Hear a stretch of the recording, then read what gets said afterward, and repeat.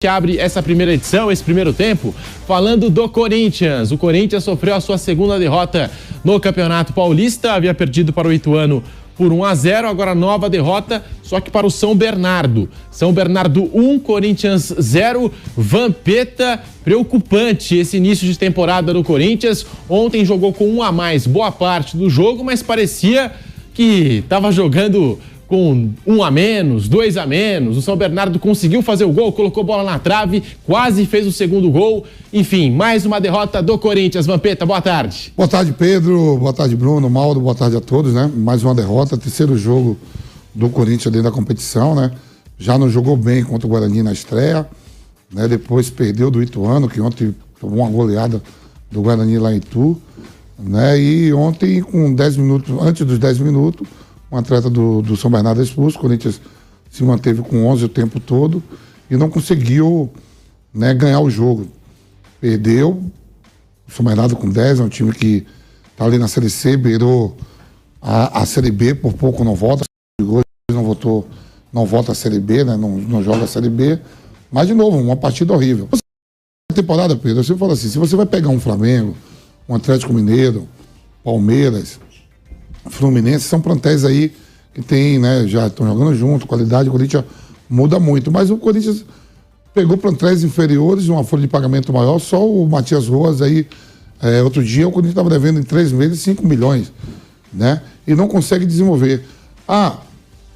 Mas é o começo de temporada, mas não está pegando os principais rivais que vai ter durante o ano, vai ter Campeonato Brasileiro, vai ter a própria Sul-Americana, a Copa do Brasil, os duelos maiores, é um começo de tudo, aonde você tem uns espargue. Mas o Guarani joga a Série B, o próprio Ituano joga a Série B, mas não tem um plantel de uma folha de pagamento de 20 milhões, 21 milhões. Se você dá 5, 6 milhões aí pro São Bernardo, os caras fazem uma festa que só Deus sabe. Esses 5, 6 milhões foram 3 meses do Matias Rojas, né? Então a diferença dentro de campo não faz. O Corinthians é muito mal, pouco ataca, pouco produz. E o São Bernardo, se não joga com 10, ainda assim com 10, teve aquela bola na trave, uma bela jogada. O Silvinho, ex-jogador do Corinthians, começou a carreira no Corinthians. E aí esse desentendimento que a gente vai falar aí do Mano, com Yuri Alberto, me parece que está chegando, né, o Pedro Raul, né? Contratado, o Márcio deu ontem essa notícia. Eu digo, peraí, mas tem que ver se está contratado mesmo, porque o outro lá, o Gapo, como é o nome? Gapo? O Rodrigo Garro, o Mateuzinho também. Tá chegando todo mundo. Agora tem que ler. Lucas Veríssimo. O jurídico tem que ler o que está sendo escrito, o que é, o que não é. Você também dá a notícia que o Veríssimo deu uma estirigada, né? Maldito homem que confia no homem, segundo o presidente do Corinthians, mas o Veríssimo falou a mesma coisa. Mas o começo muito mal. Terça-feira tem um clássico contra o São Paulo, onde o Corinthians vai tentar manter o tabu, nunca perdeu Itaquera, mas está muito próximo de acontecer isso. Mauro, tá muito próximo mesmo. Eu acho que o São Paulo é favorito para esse jogo contra o Corinthians. Mauro César Pereira, muito boa tarde para você, bem-vindo ao nosso Canelada. Preocupante essa situação do Corinthians dentro e fora de campo. Mauro, boa tarde. Boa tarde, Pedro, boa tarde aos amigos. Bem, não adianta vender agenda positiva quando vai para o campo, né? Vai para o campo e não adianta falar em acabou a farra, vai contratar o Gabigol, Mateuzinho, não aceitamos mais, isso, aquilo, outro. Isso tudo aí, essas palavras não valem nada, mas quando você olha para o campo, né? Perdeu o jogo como o Corinthians perdeu para um adversário que aos 14 minutos teve um jogador expulso, o jogo estava 0-0, ou seja, 0-0, jogador expulso no começo do jogo, o Corinthians toma o gol, né? Foi o contrário do que houve contra o Grêmio no Brasileiro. Quando o Corinthians perdeu o jogador no começo, fez 1-0 já com um homem a menos e sustentou até o final. Dessa vez foi o inverso contra o São Bernardo, né? E são 2 derrotas seguidas. Aí terça-feira vai enfrentar o São Paulo. São Paulo nunca venceu lá na Neoquímica Arena, ou seja, é possível que nós tenhamos um Corinthians na terça, naquela vibe luxemburguesca do vamos defender o tabu, né? Jogamos pelo tabu. Lembrando que quando, no ano passado, os dois se enfrentaram lá em Itaquera, o São Paulo vencia, o Corinthians conseguiu empatar com um pênalti até bem mal marcado, né? Muito mal marcado. E aí o então técnico do Corinthians, do Vanderlei Luxemburgo, ele falou, bem, pelo menos não perdemos aqui o tabu, né? Mantivemos o tabu de nunca termos perdido para o São Paulo jogando em casa, nesse estádio, né? No atual estádio do Corinthians. Então, é muito pouco, né? É muito pouco O São Paulo, de fato, como o Mano Menezes falou depois do jogo, tem mais conjunto, né? Mas tem um técnico novo também, né? Tem mais conjunto lá do tempo do Dorival, é outro treinador. É um treinador jovem, ainda sem grande experiência. Então não é que o São Paulo está nadando de braçada. O São Paulo também está numa transição. Mudou o comando. Isso não é pouco. Então já é um jogo na 4ª rodada, né? Em que o Corinthians já vai entrar em campo bem pressionado, né? Bem pressionado por tudo que tem acontecido, né? Então a gente vê o seguinte, sabe, primeiro, reformulação muito profunda, né? Saíram muitos jogadores. Quando sai muita gente e você começa a trazer outros, até esse time virar um time de verdade leva um tempo. Talvez, assim, o mais razoável seria o Corinthians assumir a sua realidade no começo dessa gestão do atual presidente, financeira, administrativa e técnica, no caso, no campo. Olha, saíram vários jogadores, esse campeonato é um campeonato para a gente tentar reorganizar o time. Sem promessa de título e tudo mais, porque não adianta prometer o que é difícil de se cumprir. Se por acaso o time avançar e tal, o campeonato permite muitas oportunidades, recuperação, então ok, mas não acho que o Corinthians deva sequer colocar essa cobrança sobre ele. Ele tem que começar a construção de um time para aquilo que é mais importante, porque se não conseguir, aí vai sofrer mais adiante. Lembrando, um detalhe, né? O Mano Menezes foi contratado pelo ex-presidente, tem um contrato que vai até o final do ano que vem, né? Isso. 2025. Com multa e tudo mais. Aliás, parabéns a quem fez o contrato do Mano, que conseguiu fazer um contrato ótimo no final de gestão. Se for demitido agora, multa rescisória de 20 milhões de reais, Mauro. 20 milhões aumentou? Não era 10? Foi para mais? Ah, não. Porque se ele for demitido ao final dessa temporada, aí já é outro valor. Aí cai. Aí cai. Ou seja, se tiver que mandar embora, são mais 2 meses do valor bruto daquele patrocínio fantástico, maravilhoso, né? Enfim, então a situação já começa meio delicada, mas acho que muito em função de uma expectativa criada totalmente desproporcional à realidade do clube. O Corinthians precisa de uma grande reforma e não de promessas difíceis, ou quase impossíveis, né, de serem cumpridas.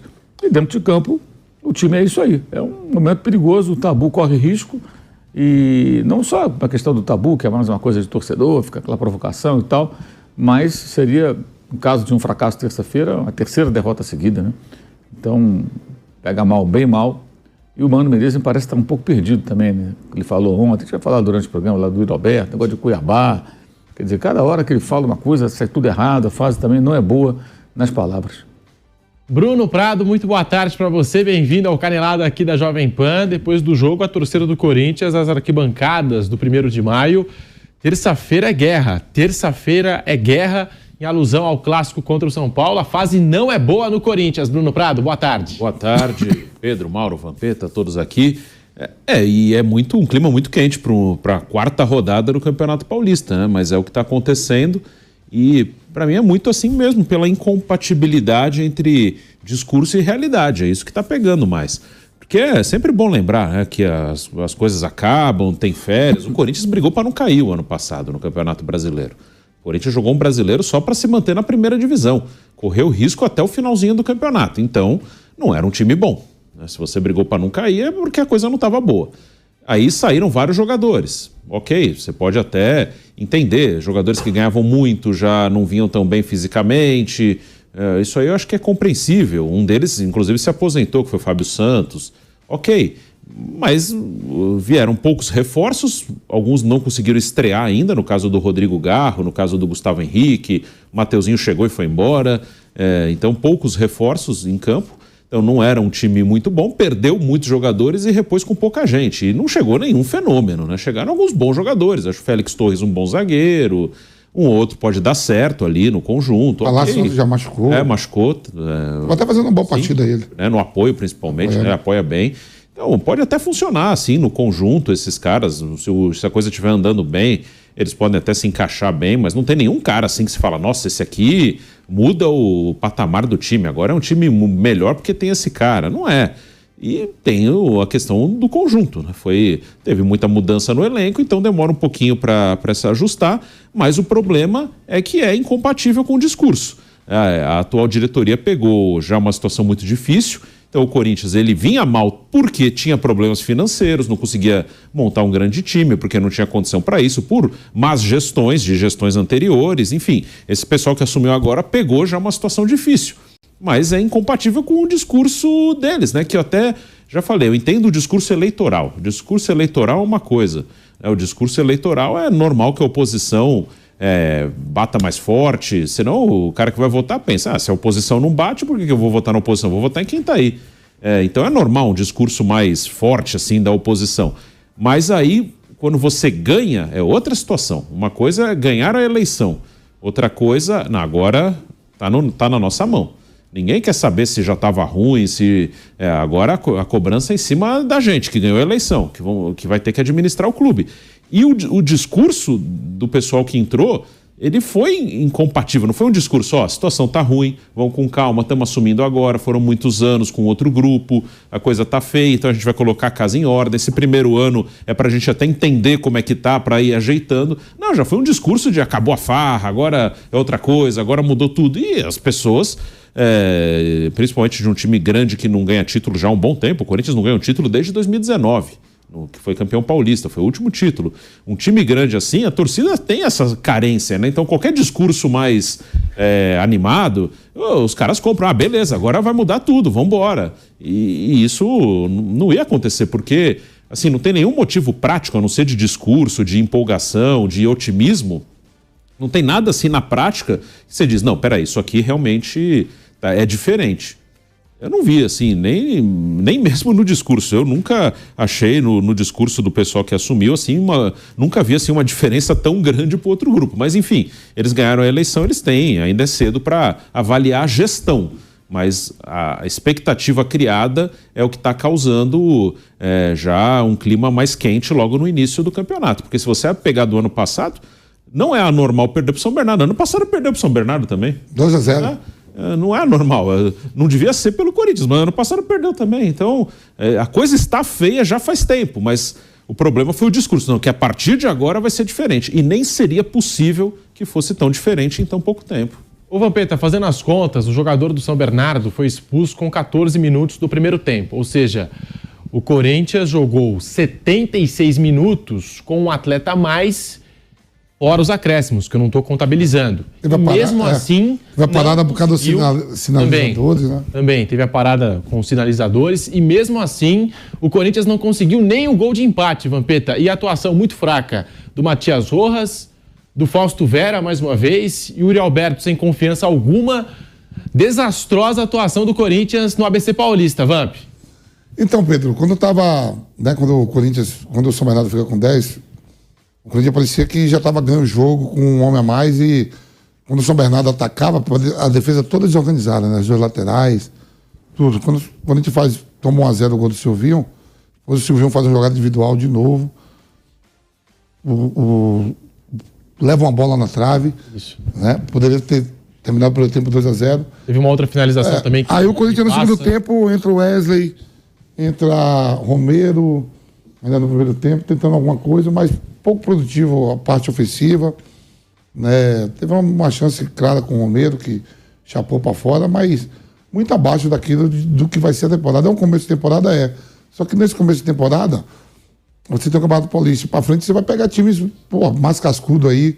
A gente tá vendo aí a montagem dos plantéis, o Flamengo, o Palmeiras, o próprio Internacional, né? Grêmio, Fluminense já tem uma base. Esses clubes aí que o Corinthians vai enfrentar, Atlético Paranaense, e não consegue resolver diante do Ituano, do São Bernardo. É começo para os caras também, só que os caras também têm calendário cheio, né? Sim. O Ituano joga a Série B, o Guarani joga a Série B, o próprio São Bernardo joga a Série C. Então você tem que medir esforços, ver a força.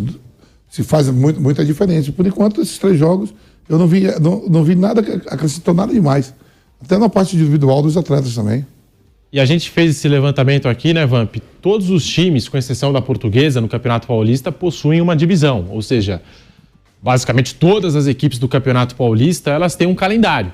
Então não tem mais essa desculpa de que a gente enfrentou um adversário que começou a treinar em dezembro, já vem se preparando há muito mais tempo. Não, se teve time que voltou mais cedo, voltou no máximo uma semana antes. Com a queda do Santos, são 7 times na Série B. 7 na Série B. E outra, o Corinthians, o Vamp citou aqui, a folha salarial, um jogador do Corinthians, a multa lá e as dívidas com o Matias Rojas já banca o elenco todo do São Bernardo. Quantos meses? Só um. É um problema quando a bola começa a rolar, né? Quando tá em dezembro, janeiro, que é só conversa, discurso, vamos contratar esse aqui, vamos fazer não sei o quê. todo mundo é craque, quem está chegando, né? O jogador às vezes nota 5, nossa, contratação, tá... Mas quando a bola começa a rolar é um problema, né? Quando sai do discurso, aí sempre dá problema, né? Já começa cedo. Ô Mauro César, o Corinthians com 1 a mais em boa parte do tempo, não conseguiu pressionar o São Bernardo, levou muitos contra-ataques, mesmo jogando com 1 a mais, o que é curioso. E o São Bernardo explorando ali as costas do Fagner, do Palácios, que depois acabou saindo lesionado.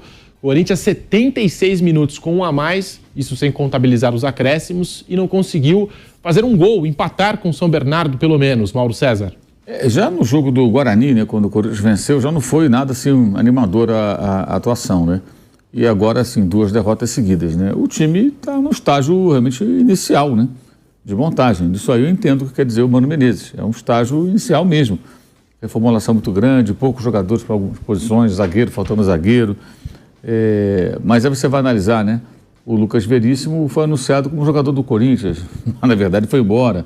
O Mateuzinho chegou a treinar, 15 dias. mas não ficou. O Garro foi anunciado como reforço, mas aí tem esse imbróglio que o Talheres acha que tem que pagar um valor, e o Corinthians não quer pagar e vai para a FIFA. Só aí são 3 jogadores. Só aí são 3 jogadores que, em tese, o Mano contaria com eles e chegou a treinar um ou outro, né? Contando com os caras e não estão mais lá. Então é uma coisa pior do que se imaginava.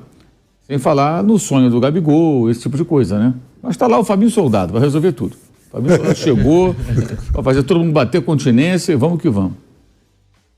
Pois é, o novo diretor executivo de futebol do Corinthians, Fabinho Soldado, deixou o Flamengo para assumir esse cargo na gestão antes do Duílio Monteiro Alves, agora novo presidente, vida nova no Corinthians, a nova gestão do Augusto Melo, que ficou também nessa novela. Tudo tá virando novela no Corinthians, até para definir o novo diretor, falaram em Rodrigo Caetano, Alexandre Matos, especularam vários nomes nesse mercado e agora Fabinho Soldado anunciado aí como novo diretor executivo do Corinthians e já chega com muito trabalho, porque tem essa situação do Rodrigo Garro, de regularizar o Rodrigo Garro junto ao Tadjeres. O jogador e o Corinthians vão entrar na FIFA contra o clube argentino, porque o Tadjeres cobra ali o pagamento dos impostos, o Corinthians depositou cerca de 20 milhões de reais pela transferência, mas não pagou os impostos da operação. O Tadjeres cobra ali $700 mil aproximadamente, só dos impostos, e o Corinthians, junto com o atleta, já entraram na FIFA para ver se consegue regularizar a situação do Rodrigo Garro. Durante o jogo, também teve fumaça. A gente está falando de fumaça fora de campo, mas dentro de campo também teve, porque o Mano Menezes, em determinado momento da partida, ali no segundo tempo, o Corinthians perdendo por 1 a 0, estava naquela pressão, o Yuri Alberto, que já não vive uma boa fase, fez uma falta desnecessária e o Mano ficou indignado, ficou irritado e disparou contra o atacante do Corinthians. Você é burro, gritou 3 vezes o Mano Menezes. Essa fala do Mano foi flagrada pela TNT Sports, detentora dos direitos, que transmitia o jogo. E quando o Yuri Alberto foi substituído, deram um abraço, se acertaram, pelo visto, Mano Menezes e Yuri Alberto. Mas é curioso, porque até a partida passada, Vampeta, o Mano Menezes chegou na entrevista coletiva e pediu mais apoio ao atacante. O Yuri está sem confiança, precisa de apoio da torcida, do grupo do Corinthians. E, de repente, já nesse momento de pressão, durante o jogo contra o São Bernardo, ele chama o Yuri Alberto de burro, Vamp. Saiu, né? Deu essa polêmica aí ontem. A gente até, fazendo o jogo, estava eu, você e o Zé Manuel, a gente achou até que era por causa da substituição, né? Aí depois veio as imagens lá da emissora que detém os direitos. Eles se acertaram, se abraçaram ali, conversaram. O Mano, durante a semana, pediu confiança, né, para o Yuri Alberto, que terminou a temporada em baixa, começa já sendo pressionado pela torcida do Corinthians, né? Segundo fala, vai chegar aí o Pedro Raul. Eu nunca achei mesmo o Yuri Alberto um 9 fixo, um homem de área, né? Eu acho ele como segundo atacante. De repente, a chegada do Pedro Raul, um homem fixo ali, e ele podendo fazer até aquela função do Roger Guedes como segundo atacante, ele desenvolveu o futebol dele melhor. É um atleta de 22 anos, que vive sendo pressionado. Eu não acho um mau jogador, acho até que o time, a temporada, não só do Yuri Alberto, quando estava jogando ele, o Roger Guedes ainda fazia gol com o Roger Guedes quando foi embora para o Catar. Ele deu uma caída brusca, ficou muito nas costas dele, pela operação que foi, a transação que foi, envolvendo vários jogadores na troca. Então ele vive esse momento ruim. Mas é um começo de temporada, né? Um começo de temporada, tem muita coisa pela frente para acontecer. E só falta agora, com 3 jogos Menos 3 jogos, você pega aí 3 jogos, é uma semana. Domingo, quarta e domingo, os caras perderem a confiança em uma semana. Com tudo que vai acontecer. Imagina quando pegar o Campeonato Brasileiro e vem aí, ó. A gente tá vendo aí a montagem do Flamengo, do Palmeiras, Atlético Mineiro, o Internacional se reforçando, o Fluminense voltando às atividades. Como é que vai ser, então, pegar esses times mais fortes? Perdeu a confiança agora, com 3 rodadas, pegando Ituano, Guarani, São Bernardo, times locais daqui, imagina quando começar a viajar o Brasileirão. Então tem que retomar a confiança. O Mano precisa acertar também esse time, né? Ô Mauro César, e essa polêmica aí envolvendo o Mano Menezes e Yuri Alberto, como você disse até na abertura do programa, o Mano que já se complicou falando do Cuiabá e também sobre outros assuntos nesse início de temporada do Corinthians, e agora essa situação pública entre ele e o atleta durante o jogo, Mauro César. Pois foi muito mal, né? Depois ele tentou corrigir, falando, não, são tipo, palavras que a gente usa ali, ninguém fica guardando rancor. Mas é a forma, né? É a forma. O Mano, de vez em quando, acontece umas coisas assim com ele, né? Teve uma ocasião que o Reinaldo jogava na Chapecoense, aí jogava Chapecoense e o Cruzeiro, o Mano era técnico do Cruzeiro, o Reinaldo tomou distância, bateu aquele lateral na área, o Mano ficou na frente. Aí que gerou a confusão. Ele não pode fazer isso, né? A área técnica não é para ele obstruir a passagem de ninguém, é só para ele poder orientar o time. E assim, eu acho que ele tentando explicar ficou mais confuso ainda. A parte do Cuiabá, então, nem se fala, né? Não, eu não falei no Cuiabá, falei em Cuiabá. Não, peraí, então, o Ranieri chutou mal. No Cuiabá, não pode chutar mal, mas em Cuiabá pode chutar mal? Como é que é isso? Não importa, você está... Naquele jogo, termina o jogo, o Fausto Bela metendo a bola lá. Lá em Itu, diz que tem um orelhão bem grande na praça. A bola está lá até agora. Está lá até agora. Então, o próprio Yuri Alberto também tentou dar uma bicicleta, meteu lá em cima, batia as ruas. Deu um chute pior ainda. Teve um monte. Toda hora fica tentando. Teve um monte de coisa bizarra nesse jogo, depois falar só do Ranieri. Pois é, aí ele, quando fala, o Cuiabá emite nota, quer dizer, desnecessário, né? A gente sabe, é óbvio que o Corinthians é um clube maior que o Cuiabá. Mas hoje o Cuiabá consegue ser um time mais competitivo do que o Corinthians. Vide o último Campeonato Brasileiro, foi uma das melhores campanhas como visitante, ficou à frente, né? Ficou à frente do Corinthians. Não correu nenhum risco de rebaixamento em momento algum. Só aquela fase assim, mas assim, quando eu falo não correu risco, o Cuiabá nunca ficou perto do rebaixamento ou lá dentro. Quando se aproximou um pouquinho, logo reagiu, foi lá para cima. Botou 8, 11 pontos de frente. Abriu vantagem, não teve perrengue nenhum. A chance de rebaixamento era matemática. O Corinthians sofreu com isso, né? Ele mesmo sentiu na pele no final da temporada. Então, acho que ele foi muito mal aí. Muito mal. O Yuri Alberto, eu acho que assim, o Yuri Alberto não passa a sensação de ser ele é um bom atacante que está se queimando demais no Corinthians. Está se queimando demais. Aí fica a ideia, o torcedor começa a falar, é um bagre, não sei o quê. Não é um bagre, ele é um bom atacante. Agora, o time está mal, ele também está muito mal. Não o conheço, mas talvez seja um rapaz de uma personalidade mais introvertida para esse tipo de coisa. Que tem jogador que reage bem dentro de campo quando a coisa vai mal, o cara que tem outro perfil. Talvez ele seja um perfil mais introvertido, que a coisa vai mal, o cara se abate, talvez, não sei. O fato é que ele tem jogado de fato muito mal. Então o Corinthians acaba, de certa forma, até desvalorizando o jogador no qual ele mais investiu, né? A gente não sabe exatamente quanto foi, porque foi uma complexa operação, com os jogadores que foram emprestados, depois definitivo, lá para o Zente. Mas ele é um bom atacante, E, de repente, numa dessas, acaba amanhã sendo negociado, indo embora, a torcida pega no pé, e aí começa a jogar bem em outro lugar, aí descobrem que ele não era ruim como se imaginava. Então, ele como técnico, tem que ter um cuidado com isso, para preservar o jogador, que pode ajudá-lo, e para preservar também o investimento do clube, porque o Roberto tem um contrato com o Corinthians, digamos, um ativo do Corinthians, né? Então, quando ele fala isso, é muito ruim para o jogador. Você lembra, por exemplo, o Rodrigo Caio... Talvez ele seja o maior salário do plantel. Sim, muito provável que ele traz o salário lá de fora, né, elevado. E você vai lembrar que o Rodrigo Caio, por conta de um Aspone lá, sei lá quem que falou, não foi nem um dirigente, ninguém nem tão relevante. Um dia falou que o Rodrigo Caio era jogador de condomínio. Isso ficou grudado no Rodrigo Caio. Até que ele foi embora do São Paulo, e no Flamengo ele foi campeão várias vezes, jogou muito bem. E isso aí ficou até meio patético você falar isso, porque ele, de fato, ele mostrou que ele não é um jogador de condomínio, ele é um ótimo jogador. Infelizmente, com muitos problemas de lesão. Então, isso pega. Então, amanhã ou depois, se o técnico fala isso, o torcedor vai se achar mais no direito ainda de ofender o jogador dessa maneira. Como é que ele vai reagir? Será que o rapaz vai reagir bem, vai dar a volta por cima, vai se abater? Por exemplo,